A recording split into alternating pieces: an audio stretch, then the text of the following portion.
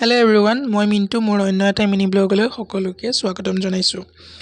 ৰাঙলীয়ালৰ ৰাইজে মোক এভাগ ভাও গাবৰ কাৰণে মাতিছিলে। চৰিত্ৰভাগৰ নাম হৈছে কালকেতু। তেতিয়া তেওঁলোকৰ নিমন্ত্ৰণ ৰক্ষা কৰি ময়ো ক'লোঁ যে ভাওভাগ গাই দিমগৈ, চিন্তা কৰিব নালাগে।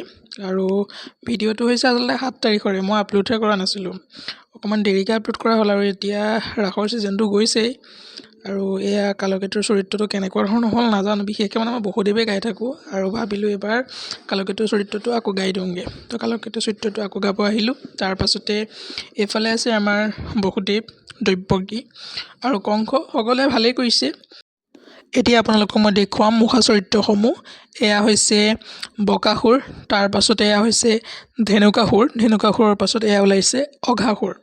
আৰু তিনিওভাগ মুখাৰ ভিতৰত এই অঘাসুৰ মুখাভাগেই সকলোতকৈ সুন্দৰ হ'ল, মানে বিশেষকৈ বেছি ভাল লাগিছে। মানে চৰিত্ৰটো অনুসৰি মুখাভাগ পৰিচালনা যেনেকুৱা কৰিব লাগে তেনেকুৱাই কৰিছে। মোৰ এই ভাগ মুখা চবচে বেছি ভাল লাগিলে। বাকী দুই ভাগো মোৰ ভালেই লাগিছে, কিন্তু এই ভাগ অলপ বেছি ভাল লাগিলে। আৰু এয়া পৰিচালনা কৰিছে অপূৰ্ব দাসে। তো আপোনালোকেও যোগাযোগ কৰিব পাৰিব। বাই।